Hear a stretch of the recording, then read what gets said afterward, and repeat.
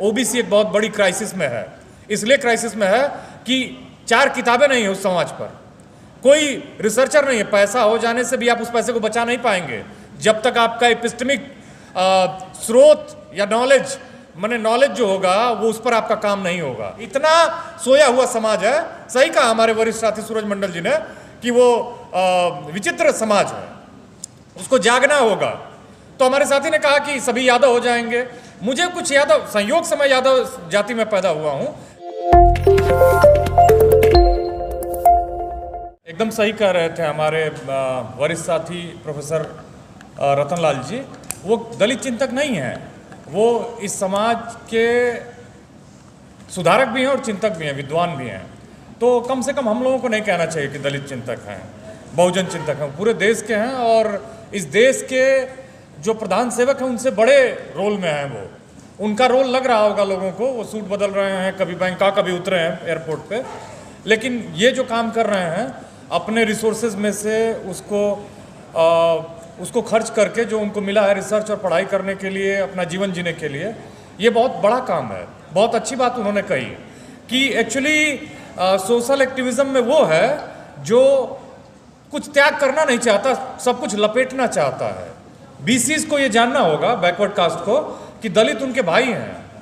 और याद रखिए, अब बाबा साहब भीमराव अंबेडकर किसी जातिवादी के नहीं थे, किसी जाति के लिए काम नहीं करते थे, लेकिन इस जातिवादी समाज में उनकी मजबूरी थी कि वो कुछ हद तक उन लोगों के साथ काम करते, वंचितों के साथ उनको जोड़ने के लिए। वो एक बहुत बड़े मानवतावादी थे, और मानवतावादी इसलिए थे क्योंकि उन्होंने पूरे समाज को बनाने का काम किया। अगर उन्होंने जो साहित्य रचा है, उन्होंने जीवन में जो संघर्ष किया है, एक व्यक्ति के लिए संभव है ही नहीं। तो इस बात को समझना होगा हमको।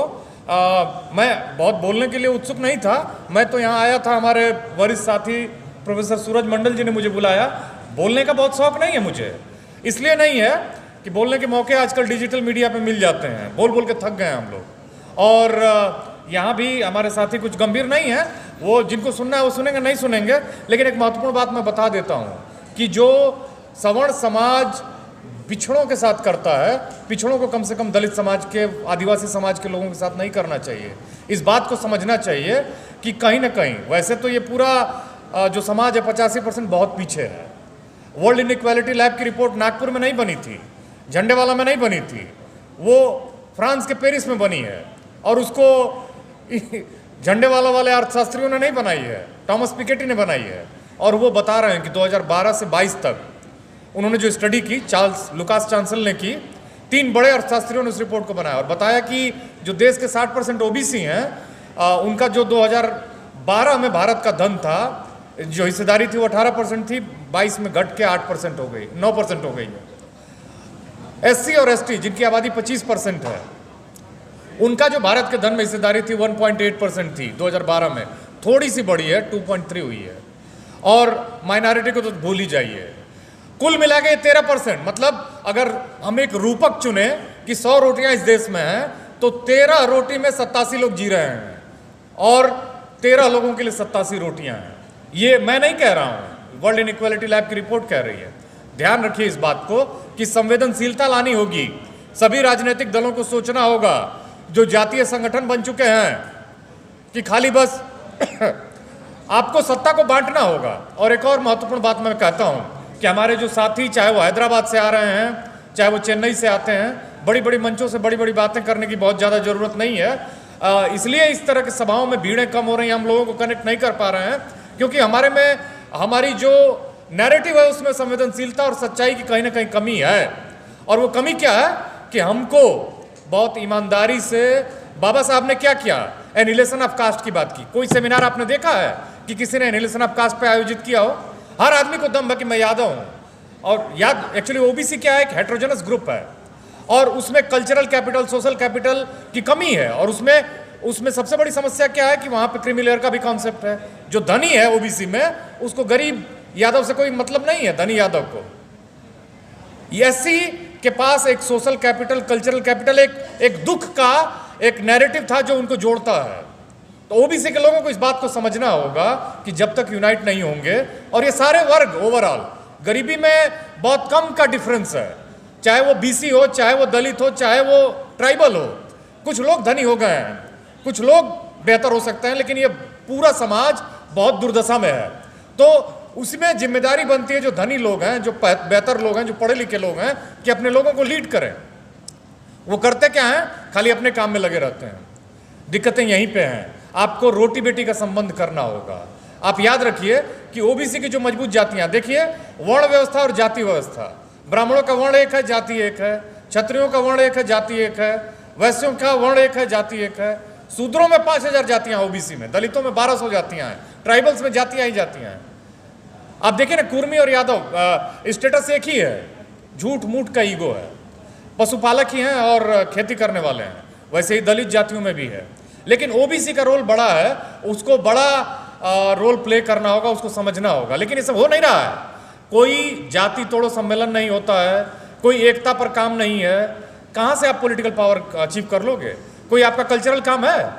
इस देश में सबसे बड़ा और जातिवादी संगठन जो है वो आरएसएस है, केवल और केवल ब्राह्मणों के उत्थान के लिए काम करता है।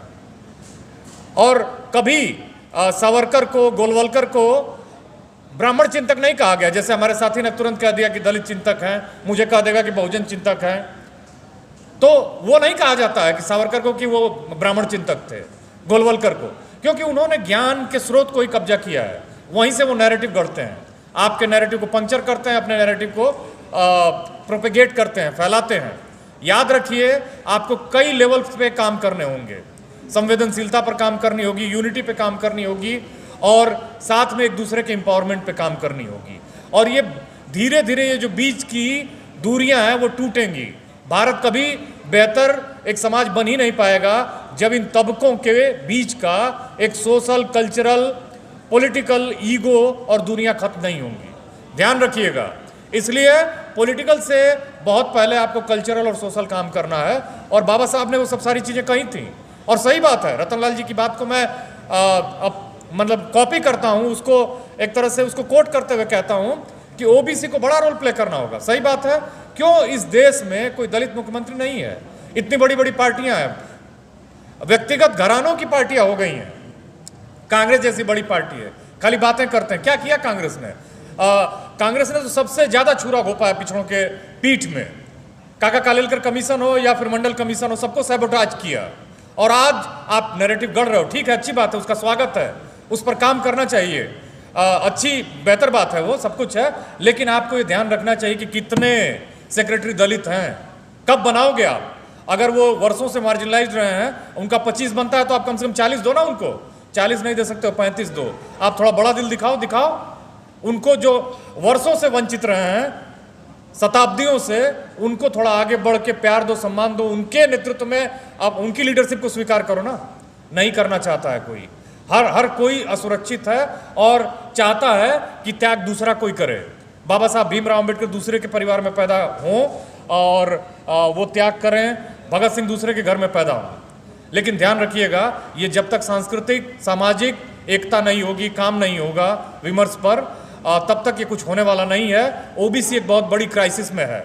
इसलिए क्राइसिस में है कि 4 किताबें नहीं है उस समाज पर, कोई रिसर्चर नहीं है। पैसा हो जाने से भी आप उस पैसे को बचा नहीं पाएंगे जब तक आपका एपिस्टेमिक स्रोत या नॉलेज, माने नॉलेज जो होगा वो, उस पर आपका काम नहीं होगा। ओबीसी बहुत बड़ी क्राइसिस में है। एक बड़ी आबादी दिशाहीन है, इसीलिए भारत दिशाहीन है। इस देश की सबसे बड़ी समस्या ओबीसी है। इसको आप मुझसे असहमत हो सकते हैं, लेकिन जहां तक मैं देख सकता हूं और समझ सकता हूं, उसमें मुझे वो बहुत बड़ी समस्या दिखती है। अभी मेरे साथी ने कहा कि बोलने वाले ज्यादातर स्पीकर्स यादव थे, तो इन्होंने कहा कि सभी को एक एक करके यादवों को बुलाएंगे। मुझे यादव होने का कोई दम नहीं है, मेरी इंटरकास्ट मैरिज है और मैं इसी को प्रमोट करता हूँ। अच्छा, मैं रिजर्वेशन से नौकरी में भी नहीं लगा था। मैं यूनिवर्सिटी का गोल्ड मेडलिस्ट था एमए इंग्लिश का, और उससे पहले मैं मेडिकल में सेलेक्ट हुआ था, और सब कुछ ओपन कैटेगरी में। और चूंकि 2007 का मैं पीएचडी हूँ, उससे पहले बीसीस के लिए सेंट्रल यूनिवर्सिटी में रिजर्वेशन भी नहीं था। तो एक तो मैं इसलिए रिजर्वेशन की बात को समझता हूं बीसीस के लिए, क्योंकि आप देखिए ना, 2-3 यूनिवर्सिटीज को छोड़ के उनको आज तक यूनिवर्सिटीज के हॉस्टल में रिजर्वेशन नहीं है। इतना सोया हुआ समाज है। सही कहा हमारे वरिष्ठ साथी सूरज मंडल जी ने कि वो विचित्र समाज है, उसको जागना होगा। तो हमारे साथी ने कहा कि सभी यादव हो जाएंगे, मुझे कुछ यादव, संयोग से मैं यादव जाति में पैदा हुआ हूं, लेकिन एक्चुअली क्या है कि जो आवाज उठाता है उसके साथ होना होगा। हम लोगों को देखना होगा कि जो ईमानदारी से हमको लीड कर सके उसको आगे लेके बढ़ना होगा। और याद रखिए कि एक्चुअली सही कहा हमारे रतनलाल जी ने कि हमारा मैंने एक्चुअली हमारा जो आर्थिक इंपावरमेंट है वो बहुत जरूरी है। ठीक है, नेता बनने दीजिए दूसरों को, लेकिन नेताओं से सवाल पूछिए। आप कब पूछेंगे अपने नेताओं से कि हमारे यूनिवर्सिटीज में हॉस्टल्स में रिजर्वेशन क्यों नहीं है? जितने बीसीस के नेता पूछिए उनसे, वो हमारी दुर्दशा के कारण वही हैं। तो कुल मिला के हमको सवाल करना होगा। जो बेहतर नेतृत्व दे सकता है, जो लीड कर सकता है, उसकी लीडरशिप में हमको आगे बढ़ना होगा। बेकार के द्वंद्व में, अहंकार में कोई न छोटा है न कोई बड़ा है। कबीर ने कहा कि तू जो ब्राह्मण ब्राह्मणी का जाया, आन बाट काहे नहीं आया। ब्राह्मण व्यवस्था हर स्त्री को शूद्र कहती है। और तो कबीर ने कहा कि तुम बताओ, जो अपने को श्रेष्ठ कहते हो, तुम भी तो उसी शूद्र स्त्री की योनि से ही पैदा हुए हो। मैं भी वहीं से आया हूं, सभी आए हैं, तो तुम श्रेष्ठ कैसे हो गए? रैदास ने बहुत पहले कहा कि जाति जाति में जाता है जो केतन के पात, रैदास मानुष न जुड़ सके जब तक जाति न जात। अब जातियां तो बनाई गई आपको बांटने के लिए, लेकिन आप समझने को तैयार नहीं है। आप समझ रहे हैं, कोई चंद्रवंशी अपने को समझ रहा है, कोई सूर्यवंशी समझ रहा है, कोई यादव अपने को छत्तीस समझ रहा है। अरे क्या समझ रहे हो, क्या हो, उसको आप समझने की कोशिश करो ना भाई। आप क्या हो? आप मानव नहीं हो पा रहे हो। आप समाज के गरीब आदमी को 10 रुपए की चाय हंसते मन से पिला नहीं सकते हो। क्या हो आप? कुछ नहीं हो, बेकार हो। 10-10 रुपए जोड़ते रहते हो, घूमते रहते हो, रेस्टोरेंट में कोई साथी मिल गया चुप रहे हो। ऐसा आदमी होने का क्या फायदा? फायदा वो है जो खुल के जिए, आंखों से आंखों में मिला के लोगों को प्यार कर सके।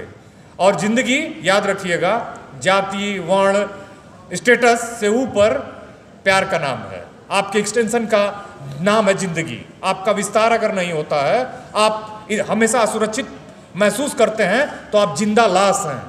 याद रखिएगा, आप घूमते हुए हो सकते हैं, दिखते हुए हो सकते हैं, आपके दिमाग में गंदगी हो सकती है, आपको लगता है कि मैं जी रहा हूं, खा रहे हैं भरपेट, निकाल भी रहे हैं उसको, लेकिन आप एक जिंदा लाश हैं। जिंदा लाश नहीं होना है, आपको लड़ना है अपने अधिकारों के लिए, दूसरों के लिए भी। जैसी आप दुनिया चाहते हैं, आप अगर अपने लिए स्वर्ग चाहते हैं, तो दूसरों के लिए नर्क की कल्पना नहीं कर सकते हैं। आपको लड़ना होगा अपने अधिकारों के लिए, दूसरों के लिए भी, तभी एक बेहतर दुनिया बन सकती है। जियो और जीने दो, अप दीपो भवो। तथागत बुद्ध को मानना होगा। मानना इसलिए होगा क्योंकि उनका एक समावेशी विजन था। जय भीम।